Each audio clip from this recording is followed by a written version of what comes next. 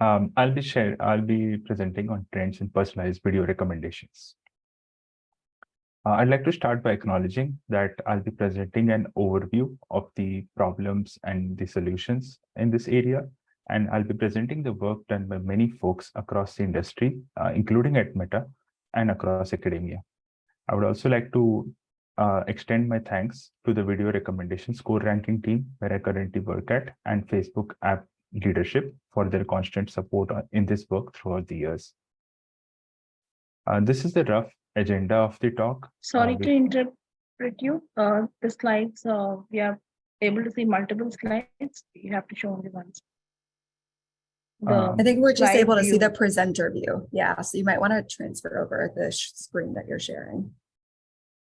There you go. I don't know if I... Now we can see it says this talk. That's good.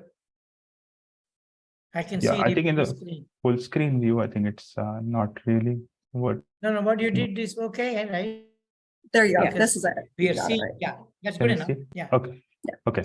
Yeah. So this is the rough agenda of the talk. We'll start by introduction to video recommendations. Then we'll look into trends and challenges in this area. Then we'll dive deeper into multitask learning challenges. Then looking into bias training data, and finally learning better feature interactions to build more relevant models. At the end, we'll close with a quick summary and key takeaways from this talk. So as you can see on the left chart, video recommendations today is really huge. 92.7% of users globally watch digital videos each week as of 2022. On the right chart, you'll see that the time spent in the US on videos each day is increasing over the years. And today it's at around 2 hours and 10 minutes per day as of 2022. And this is really big. These are a few video recommended products these days in the market. So we have Facebook Watch, which caters to long form and short form videos in various domains, including entertainment, education, etc. There is Instagram Reels, which is more focused on short form video. YouTube is on mid form to long form video. Netflix is targeting very long form video with series and movies, etc. And finally, TikTok, which is also focused on short form videos, mainly on entertainment. Most of these video recommender systems have a common vision, that is to help users find, enjoy, and create interesting video content to strengthen their relationships, create communities, and realize economic opportunities. So the first box on finding, enjoying, and creating videos is catering to consumers as well as creators. The next box of interesting video content is on the relevance side. And the final box is showing the jobs to be done by these platforms. Next, we'll look into various trends and challenges in this area. So let's take a step back and understand how a typical industrial video recommender system is designed. So this is basically a multi-stage ranking system, which is operating under computational resource constraints. So you can imagine you have billions of videos in the pool, and you have millions to billions of users in typical large-scale recommender systems. So when a user comes to the platform, we need to rank videos and show what's most relevant to them. To do this, the first stage in the ranking system is a candidate generation stage, which filters from billions of videos to high thousands of videos. The goal here is to find somewhat related videos to the user. This stage needs to be scalable because it ranks a huge amount of content, and it's mostly composed of inexpensive models and rules. The next stage is early stage ranking, which takes in these high thousands of videos and filters them to low thousands of videos. This stage is composed of machine learning models with medium complexity. Again, it needs to be very fast, and they generally have a low inference cost. So the output of the early stage ranking then goes to the full ranking stage. This stage is where we have the highest complexity, very large scale machine learning models, which optimize what's left. And we come up with predictions for various events on each video, and these predictions are sent to the predictions aggregation stage, to the next stage. The predictions aggregation stage takes these hundreds of videos and combines the predictions that we have got from the models to a single aggregated relevance score of a video. This stage also optimizes for various business logic. For example, it combines with integrity rules to filter out a content that is not supposed to be shown to the user, or some integrity violating content, for example. So now we look into the various trends in these systems. So first trend is most of these systems are multi-stakeholder marketplaces, where we have multiple stakeholders with very diverse goals. For example, there are users who are trying to see the most relevant content. There are creators who are trying to get the distribution for their content to most number of users. And then there is a platform which is connecting both of these to realize their own economic opportunities, either through ads, subscriptions, etc. These systems need to cater to mixed length video formats. So recently there has been a lot of there's been an emergence of short form video. So these platforms need to cater to both these short and snackable videos along with long form videos which have traditionally existed. Also, there is a very large inventory to rank with the explosion of mobile devices and internet being prevalent in most parts of the world. Also, there is a lot of user-generated content because user connections are trusted much more than media organizations and brands generally. And so quick and casual video content has also been preferred over polished production. So almost everyone today is a video creator. Then we'll look into challenges with video recommendations personalizations. So here we need to optimize for multiple objectives and stakeholders. And there are often trade-offs between these optimizations that are difficult to reconcile. We also need to mitigate bias in training data. So there are multiple types of bias. For example, exposure bias, as users are mostly only exposed to a very small portion of the billions of videos in the pool. Position bias, where users mostly consume items which are at top of their feed rather than at the bottom of the feed, and etc. We also need to mitigate bias in prediction event design. So as I mentioned, we have long form and short form videos prevalent today. If you optimize for watch time, you end up showing more long form videos. Whereas if you optimize for video view percentage, you tend to show more short form videos. So how do you define and design these different events to favor videos of different duration needs careful thinking. And finally, better personalization. Like we need to capture higher order interactions to show the most relevant videos to users. So we'll look into challenges with multitask learning, which is needed when you are trying to optimize for multiple objectives. So what is multitask learning? The goal of multitask learning is to combine the knowledge from several tasks to help each other. If you see on the left is a snapshot of the YouTube recommender system from a paper that they had shared a couple of years back. So we can see that they're predicting user engagement tasks like engagement with the video, as well as satisfaction tasks together. And this performs better than basically single task learning, which is predicting each of these tasks separately. On the right, we have an online review platform where predicting the reviews and sentiment together helps perform better than predicting each of them separately, because there is some mutual information that can be shared. So now the question is, how do we improve information transfer between these tasks in multitask learning? There has been a lot of work done on this concept of negative transfer, which is a phenomenon that leveraging some knowledge from a particular source domain undesirably reduces the learning performance in the target domain. So it doesn't always mean that learning two tasks together will help both the tasks. So the negative transfer basically shows this, that it's not always true. So our work is to overcome negative transfer. So negative transfer is shown to be more prevalent when we train over heterogeneous tasks, which are like not very similar. As you can see at the bottom, there are two models shown. On the right, we have a multitask learning model where in green, we show the shared modules. In orange, we have the task modules. So we've seen that that model is a large model with a large shared module. On the left, we have a similar model where shared modules are smaller. So we know that when we have a large shared module, it is possible that there is no transfer between the task at all because each node can learn like its own different information.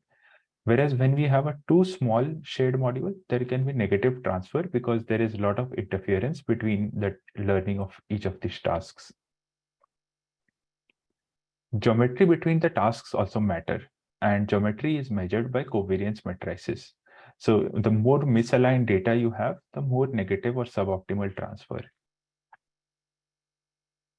In this task, you can see that we are predicting a one target task, and we have two tasks. In the red, we show a task which is the same covariance as the target task. In green is the task which has a different covariance as the target task. So from these three figures, you can see that there is always positive transfer in the target task when the source has the same covariance, which is denoted by the red line. And the green line shows that we have negative to sometimes positive transfer when the source has different covariance. So the paper proposes covariance alignment modules between the shared architecture and the task inputs. And these modules are trained jointly along with the final interaction tasks to improve the model performance and decrease negative transfer. The next concept is how do we balance tasks optimization in multitask learning? So the question is, how do we improve the target task performance via having auxiliary tasks without imbalance problem? So we can go over what is the imbalance problem. So in multitask models, we have a shared bottom layer and we have task-specific layers. And the shared parameters of the model are updated based on the sum of the gradients of each of the tasks' losses. In the bottom, you can see two charts. On the left chart, we see that the target task, which is shown in red, has very low gradient magnitude as compared to the auxiliary tasks. So in this case, the auxiliary tasks over dominates the target task and does not learns ineffective models. On the right side, we see that the red target task shown in red basically has higher gradient magnitude as compared to the auxiliary task. So in this case, the auxiliary task adds very less information or knowledge to help learn the target task better. To solve this problem, the paper meta balance proposed from Facebook actually balances the auxiliary losses by manipulating the gradients to match the magnitude of the target loss so that the magnitude problem, imbalance problem is solved. So they propose a flexible gradient adaptation approach, which strengthens the dominance of the target task, and it enhances the knowledge transfer from the weak auxiliary tasks to improve the overall model. Next, we'll look into the challenges with biased training data. Here we first look into conformity bias.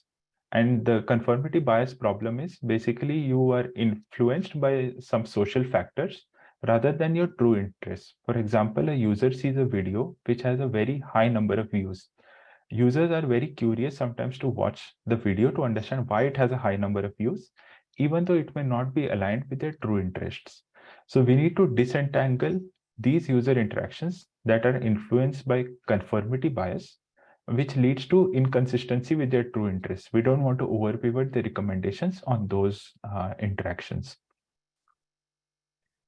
To solve this, paper recently proposed learns separate conformity and interest embeddings in the model from the training data jointly with the other user interaction tasks. So along with the click and interest loss and conformity loss, you basically learn an interest and a conformity embedding to try to disentangle these. and you add additional supervision on the embedding distribution that to enforce the disentanglement. And the way you do it is you can maximize the distance between the conformity embedding and interest embedding to get this disentanglement. So you can separate out what is relevance and what is conformity. This is another paper that we are publishing that will be officially published at the end of this month. It has been accepted in WWW 2023. So here we have a multitask ranking model, which is shown in blue. This is the general ranking model. We propose adding a causal model in the same model as a separate module. This has a conformity loss and a relevance loss, where it is trained by using the interaction features and the content attribute features. And the idea here is statistical interaction features are enough to learn the conformity component, while attribute features learn the relevance component well. We train both these modules independent of the user interaction tasks, and we optimize the performance of the overall model by including these embeddings and appending them with the embeddings of the main model in the shared architecture as shown on the right. The next bias is position bias. Here we know that users generally watch or interact more with items on top of their feed rather than the bottom of their feed. Even though the top of the feed may not be super relevant, users generally have fatigue as they go lower in the feed. So how do we disentangle the user interactions that are influenced by position bias, which leads to inconsistency with their true interests? Note that we cannot use position directly in the model as feature because the position is not available before ranking. It's only available after ranking. So during the model inference stage, position is not available. In this case, a YouTube paper recently proposed factorizing the prediction into two components. On the left, you can see the mean tower component, which is the relevance component. On the right, we have a shallow tower, and it represents the bias component. And the shallow tower is trained with features that contribute to position bias. For example, position, interface. Interface is also important because it determines how many positions the user scrolls down to, and so on. And position here is used with dropout so that it doesn't over-dominate the model prediction. Next is how do we unbias prediction events, and how do we rank both short and long form videos jointly in the recommender system. So as I mentioned, if you optimize for watch time, you end up showing more long form video. If you optimize for percentage of watch, you end up showing more short form videos. So to address this problem, a paper proposes the unbiased metric called watch time gain, where you compute the user's watch time relative to average watch time of all users on videos with similar duration. So instead of watch time, you calculate watch time minus mean of watch time on similar duration videos divided by standard deviation of watch time on similar duration videos. On the right side on the top, if you see the two graphs, it shows that doing this, you can get higher mean watch time on videos across all durations. So it generally improves relevance of videos. In the bottom, you can see the blue line, a blue graph is basically when you rank based on watch time alone. In that time, you get a very high distribution for longer videos. But if you move to optimizing for watch time gain, you get a good distribution of even short form videos, and the distribution now is more equalized. Lastly, we'll look into challenges with learning better feature interactions. So the question here is, how do we design model architectures that are able to effectively capture feature interactions while maintaining consistent performance across various datasets? We just want to build a good model which captures a lot of information and the performance is consistent across whatever datasets you test it against. We know that different modules capturing the same degree of interaction also have different strengths, and they capture non-overlapping information. So designing effective and generalizable models becomes much more important. So to solve this problem, there is a paper presenting the deep and hierarchical ensemble network called DHEN. This paper is also by Facebook authors. And on the right, you can see the architecture of the model. Basically, it recursively stacks interaction and ensemble layers to learn interactions of different orders effectively. Example of interaction modules here can be self-attention, deep cross-net, convolution, etc. This leads to a very high quality model which performs really well.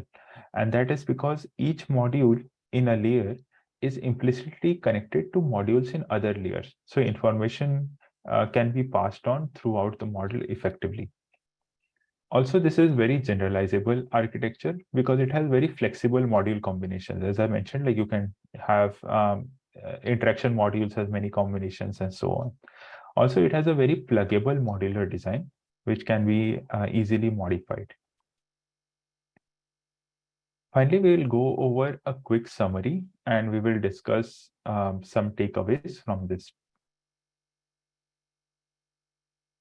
So we've seen broad trends in video recommendations, especially a lot of like latest emerging trends and the work done across the industry to address these. Optimizing the system for multiple stakeholders and balancing conflicting objectives between these stakeholders is an active area of research as shown. There is a lot of emphasis recently on debiasing training data and prediction events so that we can train and serve recommendation models effectively. Deep learning model architectures are still evolving to generate better personalized recommendations from very large video inventory that we have currently across platforms. And there are many more insights and results in each of the cited papers. We'll be sharing the slides and you can go through them later in detail. Yeah, thank you for your attention and let me know if you have any questions.